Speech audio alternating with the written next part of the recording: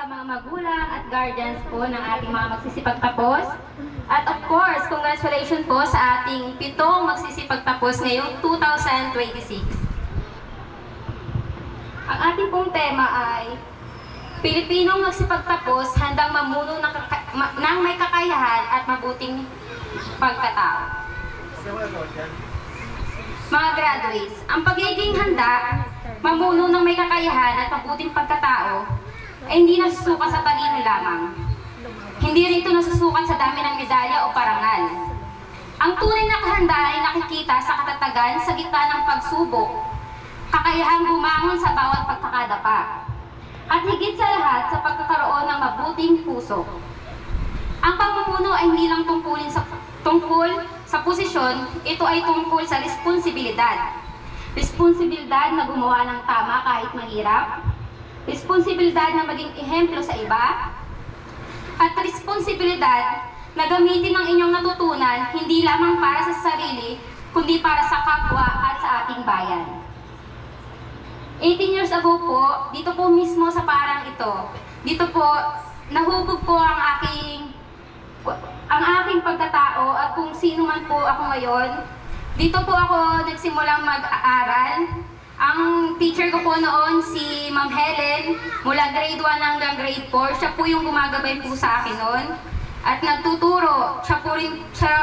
Parang siya rin po yung naging isa sa inspirasyon ko kung bakit gusto ko magtapos.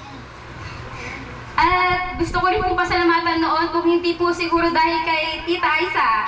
Siya po ang nagtuturo po sa akin noon magsulat at magbasa. Naalala ko po noon na kapag hindi po ako nakapagsulat dahil ang ginagamit ko po noon at kaliwa, pero ang alam niya kanan po ako. Lagi niya pong pinapalaw ng kaluban ng kamay ko. Pero hindi lang po yun. Noon po dito, napakasaya po ng experience ko po dito sa paaralang to. Lagi po pag recess, naglalaro po kami ng volleyball. Pag uwian naman po noon, kapag patapos ng baha, nangingimpi po kami dyan sa sapa ni na Ma'am. Sina Ma'am Plata po at sina Ma'am Helen yung kasama namin.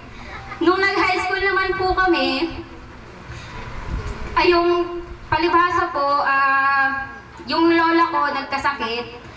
Para po makapasok kami na ate, sumasama po kami noon sa tito ko po, si Tito Delmar.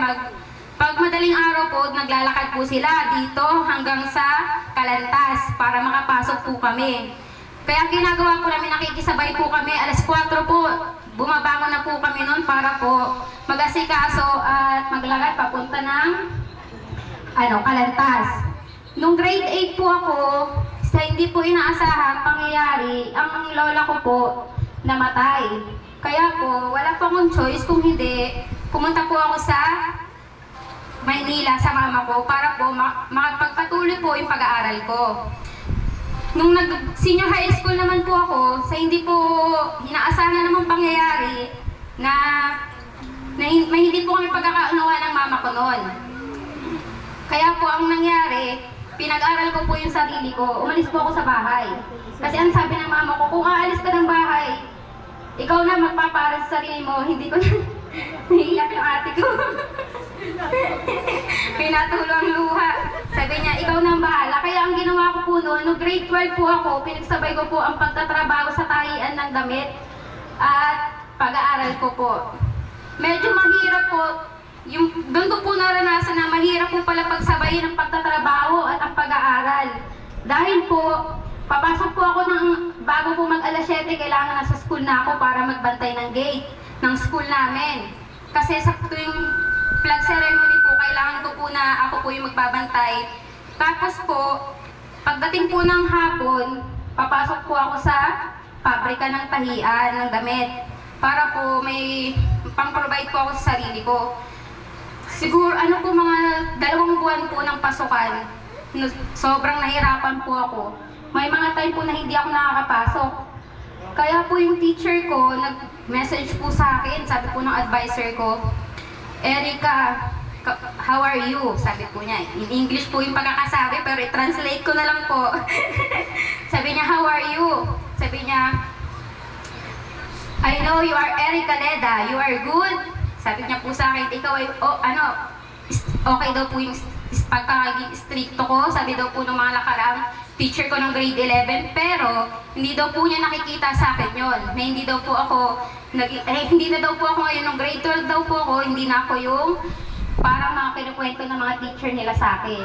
Hindi na daw po ako yung parang role model sa school namin dahil napapabayaan ko na yung pag-aaral ko at hindi na masyado akong pumapasok. Kaya po mula noon, nung pagka-chat ko, parang sabi ko, oo nga no, parang hindi na nga ako to. Sabi ko, napapabayaan ko na yung pag-aaral ko dahil nahihirapan ako magtrabaho at mag-aral. Tapos inisip ko noon, sabi ko, ano bang bibitawan ko? Pag-aaral o trabaho? Kaso, parehas po importante sa akin yun. Kasi po, dun po ako makakasurvive. Pero sinabi po ng boyfriend ko sa akin na wala ka dapat bitawan dyan. I-manage mo lang kung paano at kung ano yung time mo, kung hanggang kailan ka lang pwede magtrabaho at pero na hindi napapabayaan yung pag-aaral mo, sabi niya.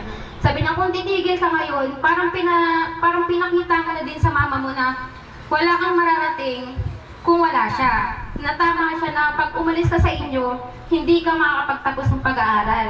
Kaya parang nagising po ako nun, sabi ko, oo nga no. Kaya dapat ipakita ko hindi lang sa sarili ko, hindi lang para sa mama ko, kundi para din sa ibang tao na kaya ko, na papanindigan ko tong desisyon ko. Kaya po nun, mula po nung college, nag-college din po ako na nag-working student po ako. Nagsara po yung pinagtatrabahoan ko na pabrika kasi nga po dahil nag-pandemic. Kaya po wala rin po akong choice kundi umuwi po ako sa QC, sa Quezon City po sa papa ko para doon po muna habang naghahanap ako ng trabaho. Buti naman po nun dahil online class lang po kami nung college. Nung nakahanap po ako ng trabaho ulit sa Valenzuela, bumalik po ako doon kasama yung pinsan ko. Nagtrabaho po kami habang nag-online class. Tapos nung third year, hindi ko po inaasahan na yung pag-aaral ko po pala ang magbabalik sa ulit namin ng mama ko. Third year po, nagkaayos kami ng mama ko at siya na ulit nagsuporta sa pag-aaral ko. Pero habang nagsusupport po yung mama ko sa pag-aaral ko, ako po, nag-working student pa rin po ako para at least makatulong din po sa kanya. Nung nakapagtapos po ako noong 2024 sa kurso pong Bachelor of Science, Hospitality Management. At ngayon po, kasalukuyan po, nung nagtatrabaho po ako sa Madison Events Inc. 2024 po, 2 weeks lang, nakapasok na rin po agad ako sa trabaho ko noon. Naging Billing and Collection Officer po ako, and after 6 months, naging Accounting Officer po ako, and last July, na-promote po ako bilang Senior Accounting Officer po. Hanggang ngayon po yun, sa pinapasukan ko po.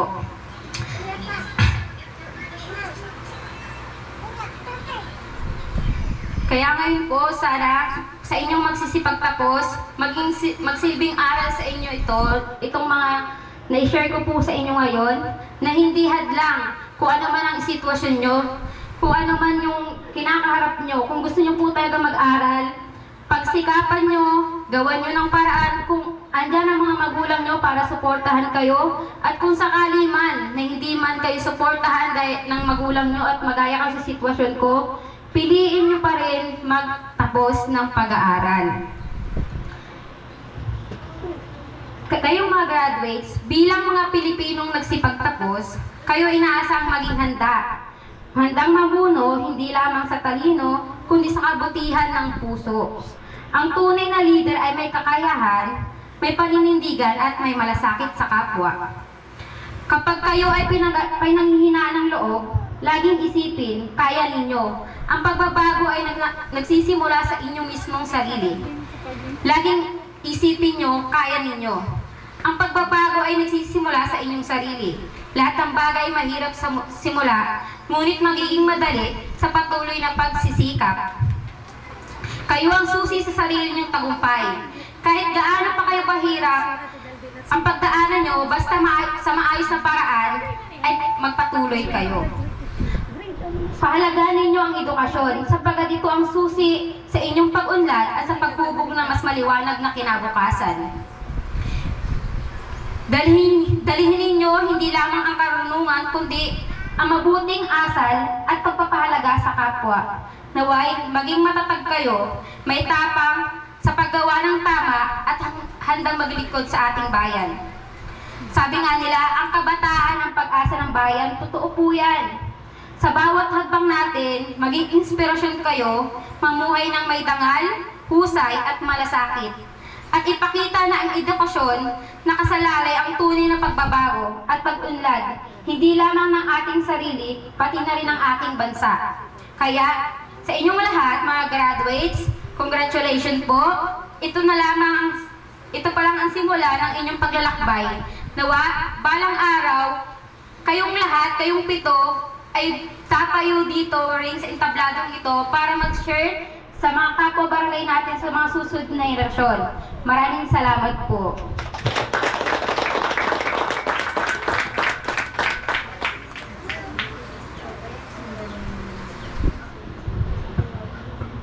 So yan, maraming salamat po sa ating pong panauhing tagapagsalita na si Binibining Erica Beleda. So sa inyo nga mga graduate, sabi nga ni Ma'am Erica, hindi hadlang ang dumadating na mga pagsubok sa inyong buhay. So ipagpatuloy nyo lang yung ang inyong pag-aaral at dyan sa pag-aaral ninyong yan, ito po ay simula pa lamang. Sa darating sa susunod na mga taon